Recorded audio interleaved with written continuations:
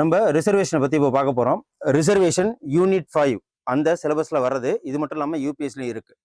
Reservation என்ன அப்படின்னா இடஒதுக்கீடுன்னு நமக்கு தெரியும். இடஒதுக்கீடுங்கிறத விட இது ஏன் இவ்வளவுக்கு ரொம்ப இம்பார்ட்டன்ட், நம்ம இதை வரலாறு ரீதியாகவும் பார்க்கணும், கான்ஸ்டியூஷன் வழியாகவும் பார்க்கணும். நமக்கு வழக்குகள் கேஸ் எதனால பிசி கமிஷன் வந்தது, அதாவது பிற்படுத்தப்பட்டவருக்கு கமிஷன் ஏன் வந்தது, எஸ்சி எஸ்டிக்கு ஏன் இடஒதுக்கீடு கொடுத்தாங்க, எதனால இந்த ரிசர்வேஷன்ங்கிற வார்த்தை வரலாறுல எப்பயிலிருந்து ஆரம்பிக்கப்பட்டிருக்கு, பிராமணர் அல்லாதோர் சங்கம்னு ஒன்று ஆரம்பிச்சாங்க, எதனால அந்த வார்த்தைகள்லாம் வந்தது அப்படின்னா எல்லாத்துக்குமே காரணம் சுரண்டல் அப்படிங்கிற பேஸ் பண்ணி தான் இந்த ரிசர்வேஷன் வந்தது. ரிசர்வேஷனுக்கு ஃபர்ஸ்ட் மீனிங் என்ன அப்படின்னு பாத்தீங்கன்னா கல்வியிலும் வேலை வாய்ப்பிலும் சம நீதி அண்டு சம இயக்கம். ஸோ சமமா எல்லாருக்கும் எல்லாம் கிடைக்கணும் அப்படிங்கிற ஒரு பேஸை வச்சுதான் இந்த இடஒதுக்கீடு ரிசர்வேஷன் அப்படிங்கிற வேர்டே வந்தது. ஃபர்ஸ்ட் இந்த ரிசர்வேஷன் வேர்டு எப்ப யூஸ் பண்ணாங்க, இடஒதுக்கீடுங்கிறது எப்போ வந்தது அப்படின்னு பாத்தீங்கன்னா 1882ல ஹண்டர் வில்லியம் இல்லைன்னா ஹண்டர் வில்லியம் ஜோதிரா பூலே இவங்க தான் ஃபர்ஸ்ட் இந்த ஜாதி வாரியாக ஸ்கூல்ல பள்ளிகள்ல இடஒதுக்கீடு வேணும் அப்படின்னு சொல்லிட்டு முதல்ல சொன்னாங்க.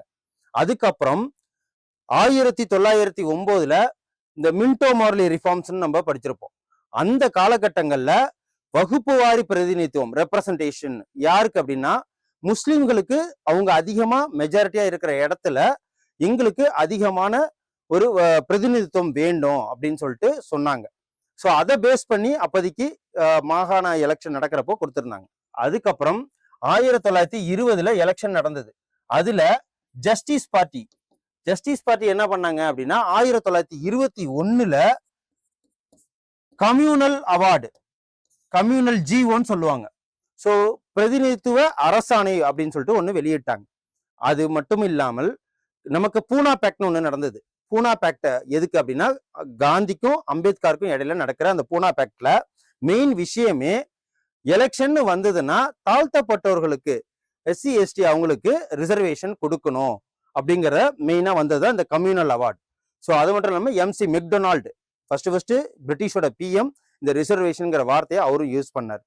அண்ட் 1935ல தான் இதை யூஸ் பண்ணி ஸோ எஸ்சி எஸ்டி அண்ட் ஓபிசிக்கு ரிசர்வேஷன் கொடுத்து ஒரு மாகாணத்துல இத்தனை பேர் அவங்க எலெக்ஷன் நிக்கலாம், இவங்களுக்கு அந்த இடஒதுக்கீடு அப்படின்னு பாத்தீங்கன்னா நமக்கு பொலிட்டிக்கல் ரிசர்வேஷன் ஒன்று இருக்கு, எஜுகேஷன்ல ரிசர்வேஷன்ஸ் இருக்கு, அதுக்கப்புறம் ஜாப்ல கவர்மெண்ட் ஜாப்ல ரிசர்வேஷன்ஸ் இருக்கு.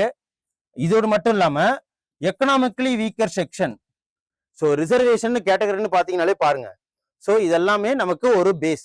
இது அன்னில சுதந்திரம் நடந்து முடிஞ்சிட்டு, சுதந்திரம் நடந்து முடிஞ்ச பிறகு என்ன வருது அப்படின்னு பாத்தீங்கன்னா 1951ல ஃபர்ஸ்ட் கான்ஸ்டியூஷனல் அமெண்ட்மெண்ட் ஆக்டுக்காக பிசி கமிஷன் ஒன்று வைக்கிறாங்க மெட்ராஸ் ப்ராவின்ஸ்ல. பிசி கமிஷன் எதுக்கு, பிற்படுத்தப்பட்ட ஒரு கமிஷன் எதுக்குன்னா முஸ்லிம்ஸ் அண்டு ஹிந்துஸ்ல அண்டு எஸ்சி எஸ்டி இருக்கிறவங்க என்ன பண்றாங்க அப்படின்னா கவர்மெண்ட் காலேஜ்ல சேர்றதுக்கு, டாக்டர் காலேஜ்ல சேர்றதுக்கு அதுல பிரதிநிதித்துவம் வேணும் அப்படின்னு சொல்லிட்டு சொல்றாங்க. இதோட மட்டும் இல்லாம கலாகேர் கமிஷன் ஒன்று வைக்கிறாங்க. அது எதுக்கு அப்படின்னா பிசி கமிஷன் ஆரம்பிக்கிறதுக்கு ஒரு 11 மெம்பர் உண்டான குழு. ஸோ இது எல்லாமே ஒரு பேஸ். இது மட்டும் இல்லாம மண்டல் கமிஷன் இது ஆரம்பிச்சிருக்காங்க. தமிழ்நாட்டுல ஃபுல்லாவே வேற கமிஷன் ஆரம்பிச்சது அப்படின்னா அது நம்ம தனியா ஒரு வீடியோல பார்ப்போம். இப்போதைக்கு நம்ம ஜென்ரலா கவர்மெண்ட் சென்ட்ரல் கவர்மெண்ட் ஓரியன்டா என்னென்ன ரிசர்வேஷனுக்காக இந்த ரிசர்வேஷனுக்காக கமிஷன் வழக்குகள் நடந்திருக்கு, கமிஷன்ஸ் என்ன ஆரம்பிச்சிருக்காங்க, அதே மாதிரிதான் பிசி கமிஷன் ஆரம்பிச்சது. ஸோ பிற்படுத்தப்பட்டோர் கமிஷன், பிற்படுத்தப்பட்டோர் ஆணையம் சொல்லலாம், அவர்தான் மண்டல் கமிஷன் அப்படின்னு சொல்லிட்டு சொல்லுவாங்க. என்ன அப்படின்னா ஓபிசிக்கு 27% இடஒதுக்கீடு. அது எதுக்கு அப்படின்னா கவர்மெண்ட் ஜாபுக்கு, சென்ட்ரல் கவர்மெண்ட் ஜாபுக்கு. அதை மொரார்ஜி தேசாய் காலங்கள்ல அவர் அமைச்சாங்க. விபி சிங் 1890ல அவர் என்ன பண்ணாரு, 1990ல அதை வழிமொழிஞ்சாரு. சரி ஓகே இது நம்ம நடைமுறைப்படுத்திடலாம் அப்படின்னு சொல்லிட்டு. அதுக்கப்புறம் இந்திரா சவானே கேஸ் அப்படின்னு சொல்லிட்டு 1992ல வந்தது.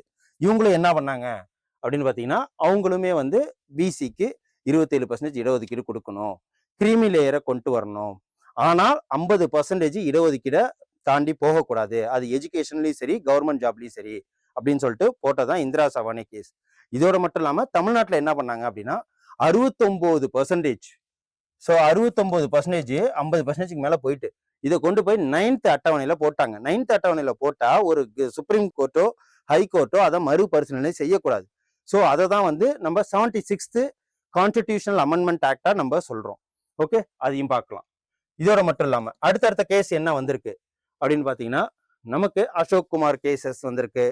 அப்புறம் வந்து இது எல்லாமே ஃபுல் டீட்டெயிலா நம்ம எக்கனாமிக்கலி வீக்கர் செக்ஷனுக்கு, எஸ்சி எஸ்டி அவங்களுக்கு ஜாப்ல ப்ரொமோஷன் எப்படின்னா, அவங்களுக்கு எஸ்சி எஸ்டி உள்ள ரிசர்வேஷனுக்கு உள்ள நுழையறதுக்கு கவர்மெண்ட் ஜாபுக்கு மட்டும்தான் ரிசர்வேஷன், ப்ரொமோஷனுக்கு ரிசர்வேஷன் ஒத்துக்க முடியாதுன்னு சொல்லிட்டு ஒரு கேஸ்லாம் நடந்திருக்கு. இது அனைத்து டீட்டெயிலுமே எல்லாத்தையும் இந்த ரிசர்வேஷன்ல பார்க்க போறோம். ஸோ தமிழ்நாடு ரிசர்வேஷனை பத்தி தனியா ஒரு வீடியோல நான் ஃபுல் டீட்டெயிலா சொல்றேன். ஓகே, வாங்க பார்ப்போம். ஸோ இடஒதுக்கீடு இப்போதைக்கு உங்களுக்கு ஓரளவுக்கு புரிஞ்சிருக்கும். ரிசர்வேஷன்னா என்ன, எங்கேருந்து வரலாறுலேருந்து வந்தது, கான்ஸ்டியூஷன் என்னென்ன வந்தது அப்படின்னு சொல்லிட்டு. இது 103 கான்ஸ்டியூஷனல் அமெண்ட்மெண்ட் ஆக்ட் இருக்கு, 93 constitutional amendment act, 86 constitutional amendment act. So ஆர்டிகல்னு வந்ததுனாலே ஆர்டிகல் 14, ஆர்டிகல் 15ல் 1, ஆர்டிகல் 15ல் 4, ஆர்டிகல் 16, ஆர்டிகல் 29, ஆர்டிகல் 31. இது மட்டும் இல்லாம பிசி கமிஷன் ஆரம்பிக்கிறதுக்கு ஆர்டிகல் 340 பிரசிடென்ட்டுக்கு அதிகாரம் கொடுக்கறது, பிசி கமிஷன் ஆரம்பிக்கிறதுக்கு, அதுதான் ஆர்டிகல் 340. ஸோ இதெல்லாம் இருக்கு ரிசர்வேஷன்ல. இந்த ஓரியன்டெல்லாம் கொஸ்டின்ஸ் கேட்பாங்க. ஸோ அதனால இதெல்லாம் நம்ம தெளிவா பார்த்து எழுதி வச்சுக்கிறது ரொம்ப ரொம்ப பெட்டர். ஸோ அதெல்லாம் இதுல பார்க்க போறோம். ஓகே, வாங்க போயிடலாம். இப்போ ரிசர்வேஷன் நமக்கு யூனிட் 5ல இருக்கு. நமக்கு இந்த ரிசர்வேஷன் ரொம்ப ரொம்ப முக்கியம். ஏன்னா பொலிட்டிக்கலா நமக்கு என்னென்ன அளவுக்கு இம்பார்ட்டன்ஸ் நமக்கு தெரியணும். அதுக்கப்புறம் ஜாப், கல்விக்கு என்னென்ன ஆர்டிகல்ஸ் இருக்கு, என்னென்ன ரிசர்வேஷன் முக்கியம் அதுக்குன்னு சொல்லிட்டு ஒரு இது இருக்கு. அதோட மட்டும் இல்லாம கல்விக்கு மட்டும் இல்லாம ஜாபுக்கு, இது மூன்றுக்கும் ரிசர்வேஷன் வேணும். கிரீமி லேயர், நான் கிரீமி லேயர்னா என்ன, இந்த வார்த்தை எல்லாம் வரும். கிரீமி லேயர் இது ஃபர்ஸ்ட் இந்திரா சவான கேஸ்ல 1992ல தான் கொண்டு வந்தாங்க.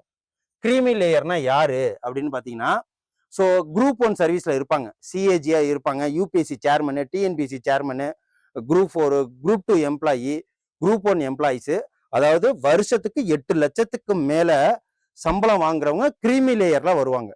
ஓகே, ஸோ எதனால கிரீமி லேயர்னா, அவங்களுக்கு ரிசர்வேஷனே கிடையாது. ஓபிசியில இருப்பாங்க, எஸ்சி எஸ்டில இருப்பாங்க, அவங்களுக்கு கிரீமி லேயர்ல கிடையாது. ஓகே, ஸோ கிரீமி லேயர்னா என்ன அப்படின்னா, அவங்களுக்கு எந்த ஒரு இடஒதுக்கீடும் கிடையாது, அவங்க ஜென்ரல் கேட்டகரியில தான் போட்டுப்பாங்க. நான் கிரீமி லேயர் அப்படிங்கிறது இது என்னன்னா, உள்ள வர்றதுன்னா அவங்களுக்கு ரிசர்வேஷன் உண்டு. ஓகே, 8 லட்சத்துக்குள்ள சம்பாதிப்பாங்க, 5 ஏக்கருக்கு மேல நிலம் இருக்காது, ஸோ 1000 ஸ்கொயர் ஃபீட்டுக்கு மேல வீடு இருக்கக்கூடாது, இதெல்லாம் இருக்கு. இது எல்லாமே ரிசர்வேஷனுக்குள்ள வர்றதுதான். இப்போ நான் உங்களுக்கு ஓவரிவா ஒரு கதை மாதிரி சொல்லியாச்சு. ஸோ நெக்ஸ்ட் என்னென்னலாம் இருக்கு அப்படின்னு சொல்லிட்டு ஸ்டெப் பை ஸ்டெப்பா பார்ப்போம். அடுத்த வீடியோல உங்களுக்கு தமிழ்நாடு ரிசர்வேஷனை பத்தி ஃபுல் டீட்டெயிலா எடுக்கிறேன். ஸோ அதுக்கு முன்னாடி நம்ம எக்ஸாம் பாயிண்ட் ஆஃப் வியூல இதை பார்த்துருவோம். தமிழ்நாட்டில் ரிசர்வேஷன் என்ன இருக்குன்னு கேட்டுருவாங்க. ஸோ இங்க மட்டும் இல்ல, மொத்தம் 9 இதுல ரிசர்வேஷன் அதிகமா இருக்கு, 9 ஸ்டேட்ல. அதுல என்னென்னலாம் வரும், குஜராத் வரும், மகாராஷ்டிராஸ் வரும், அது எல்லாமே டீட்டெயில் நான் இப்போ எழுதி கூட போடுறேன். ஸோ தமிழ்நாட்டில் 69% இப்போதைக்கு ரிசர்வேஷன் போயிட்டு இருக்கு, இடஒதுக்கீடு போயிட்டு இருக்கு. மத்திய அரசுல பாருங்க, எஸ்சிக்கு 15%, எஸ்டிக்கு 7.5%, ஓபிசிக்கு 27%, எக்கனாமிக்கலி வீக்கர் செக்ஷன் 10%. இது 2019 தான் இது வந்தது. என்னன்னா ஓசி கேட்டகரியில இருப்பாங்க. ஜென்ரல் கேட்டகரியிலேயே அவங்க என்னன்னா 8 லட்சத்துக்கு மேல அவங்களால சம்பாதிக்க முடியாது. ஸோ கடந்த 3 வருடங்களா ஆனுவல் இன்கம் 8 லட்சத்துக்குள்ள இருக்கிறவங்க எக்கனாமிக்கலி வீக்கர் செக்ஷன்ல வருவாங்க. ஸோ அவங்களுக்கு 10% இடஒதுக்கீடுன்னு கொடுக்கறது தான். இது என்ன அப்படின்னா, பிசி ஒவ்வொரு காலகட்டங்களையும் தமிழ்நாடு ரிசர்வேஷன் வரப்போ நான் டீட்டெயிலாவே சொல்றேன். இப்போதைக்கு பிசிக்கு 26.5%, 3.5%ங்கிறது பிசிஎம்னு சொல்லுவாங்க. அதாவது பேக்வேர்டு கம்யூனிட்டி அண்ட் வித் முஸ்லீம், அதாவது முஸ்லீம்ல உள்ள பேக்வேர்டு கம்யூனிட்டி தான் அதுல சொல்றது. அப்புறம் 20% எம்பிசி அண்ட் டிஎன்சினா, டிஎன்சி அப்படிங்கிறது சீர் மரபினர். ஓகே, எம்பிசிங்கிறது மோஸ்ட் பேக்வேர்ட் கிளாஸ். இதுலயே மோஸ்ட் பேக்வேர்ட் கிளாஸ்லயே 1 இயர் அவங்க வந்துருவாங்க. ஸோ அதெல்லாம் வந்து 1989 வாக்குல ஒரு போராட்டமே நடந்திருக்கு. ஓகேங்களா, அவங்களுக்கு 10% வேணும்னு சொல்லிட்டு, அவங்களுக்கு மட்டும் 10.5%, 10% இடஒதுக்கீடு வேணும்னு சொல்லிட்டு இதுல ஹங்கர் ஸ்ட்ரைக் பண்ணி போராட்டம் நடத்தி கிட்டத்தட்ட 21 பேர் இறந்து போயிருக்கிறாங்க. ஸோ அதெல்லாம் நம்ம தமிழ்நாடு ரிசர்வேஷன் வரப்போ நான் தெளிவா சொல்றேன். ஸோ 18% எஸ்சி, இதுலயுமே வந்து எஸ்சி அருந்ததியர் வேற ஒன்று இருக்காங்க. ஓகேவா, ஷெட்யூல்டு கேஸ்ட் அருந்ததியர் வேற இருக்காங்க. 1% எஸ்டி. ஓகே, ஸோ இது எல்லாமே வந்து பேசிக்கா இருக்காங்க. மொத்தம் இப்போதைக்கு தமிழ்நாட்டில் 69% ரிசர்வேஷனு. இங்க வந்து 59.5% ரிசர்வேஷன் கொடுக்குறாங்க. இதுல சென்ட்ரல் கவர்மெண்ட்ல இப்போதைக்கு உங்களுக்கு ஓரளவுக்கு தெளிவு கிடைச்சிருக்கும். ஸோ நான் சொன்னதுதான், ஹண்டர் கமிஷன்லாம் சொன்னேன் இல்லைங்களா, ரிசர்வேஷனுக்காக ஃபர்ஸ்ட் போட்டது பள்ளிகள்ல ஜாதி வாரியான ரிசர்வேஷன் இடஒதுக்கீடு கொடுக்கணுங்கிறத ஃபர்ஸ்ட் சொன்னது யாரு அப்படின்னா, அதுக்கு அமைக்கப்பட்டது பிரிட்டிஷ் காலங்கள்ல Hunter Commission. Okay, Hunter Commission 1882. இதோட ஜோதிராவ் பூலே ஸோ இவங்களும் சேர்ந்துதான் இந்த கமிஷன்ல இருந்தாங்க. ஒவ்வொரு பள்ளிகள்லையுமே வந்து ஜாதி வாரி இடஒதுக்கீடு கொடுக்கணும்னு ஃபர்ஸ்ட் சொன்னது இவங்க தான். ஓகே, பின்தங்கிய மக்களின் முன்னேற்றத்தை குறித்து பரிந்துரைக்காக தான் இந்த ஹண்டர் ஆணையம், ஹண்டர் கமிஷன் ஆரம்பிக்கப்பட்டது. ஓகே, இவர் பேர் என்ன அப்படின்னா வில்லியம் ஹண்டர். அதையும் பார்த்துக்குங்க. இந்த ஹண்டர் கமிஷன்ல யார் தலைவர்னா William Hunter and Jyotirao Phule. அதுக்கப்புறம் 1902 ஷாஹு மகாராஜா, இவர் ஒரு குறுநில மன்னர். ஸோ யாரோட பேச்சும் கேட்காம பிரிட்டிஷ் காலங்கள்லயே 50% இடஒதுக்கீடு கல்விக்காக கொடுத்தவர் தான் ஃபர்ஸ்ட். ஸோ அவர் எங்க இருக்காரு அப்படின்னா கொல்காப்பூர் சமஸ்தானத்துல 50% இடஒதுக்கீடு பின்தங்கியருக்காக கொடுத்தது. இதோட மட்டும் இல்லாம 1916 நம்ம மெட்ராஸ் மாகாணங்கள்ல பிராமணர் அல்லாதோர் ஒரு சங்கம் அப்படின்னு ஒண்ணு ஆரம்பிச்சாங்க. ஸோ அந்த பிராமணர் அல்லாதோர் சங்கம் 1917 என்னவா மாறினுச்சா ஜஸ்டிஸ் பார்ட்டியா மாறினுச்சு. அந்த ஜஸ்டிஸ் பார்ட்டி என்ன பண்ணாங்க, 1920 எலெக்ஷன்ல கண்டஸ்டட் நின்று ஜெயிச்சு வந்து அதுக்கப்புறம் கம்யூனல் ஜிஓ, அதாவது அரசாணை ஒண்ணு வெளியிட்டாங்க. ஓகே, ஸோ அந்த அரசாணை எதுக்கு அப்படின்னா இடஒதுக்கீட்டுக்கான அரசாணை அதுதான். ஸோ அதை கம்யூனல் ரெப்ரசன்டேஷன் கொண்டு வரணும், வகுப்பு வாரி பிரதிநிதித்துவம் கொண்டு வரணும். இதை பத்தி ரவுண்ட் டேபிள் கான்ஃபரன்ஸ்ல 2வது ரவுண்ட் டேபிள் கான்ஃபரன்ஸ்லயும் பேசுவாங்க. அதோட மட்டும் இல்லாம பூனா பேக்ட், ஸோ இதுவும் ரொம்ப முக்கியம், அதெல்லாம் இதுல பார்ப்போம். அதுக்கப்புறம் 1909 மின்டோ மார்லே சீர்திருத்தம். ஸோ இதை தான் சொன்னோம் இல்லையா, மின்டோ மார்லே சீர்திருத்தம்னா முஸ்லிம்களுக்கு தனி இட ஒதுக்கீடு. ஸோ செப்பரேட் எலக்ட்ரேட்ஸ், முஸ்லிம்ஸ்க்கு மட்டும் இல்ல, சீக்கியர்களுக்கும் ஜொராஸ்டியனுக்கும் கிறிஸ்டியனு இவங்க எல்லாத்துக்குமே அவங்க பாப்புலேஷன் தகுந்தபடி அவங்களுக்கு இட ஒதுக்கீடு கொடுக்கணும் அப்படின்னு சொல்லிட்டு சொன்னதுதான் ஃபர்ஸ்ட் மின்டோ மார்லி சீர்திருத்தம். ஸோ இதுல அந்த ரிசர்வேஷன் அப்படிங்கிற வார்த்தை வந்திருக்காது, கம்யூனல் அவார்ட் அப்படிங்கிற வார்த்தை தான் வந்திருக்கும். வகுப்பு வாரி பிரதிநிதித்துவம், கம்யூனல் அவார்ட், வகுப்பு வாரி பிரதிநிதித்துவம்.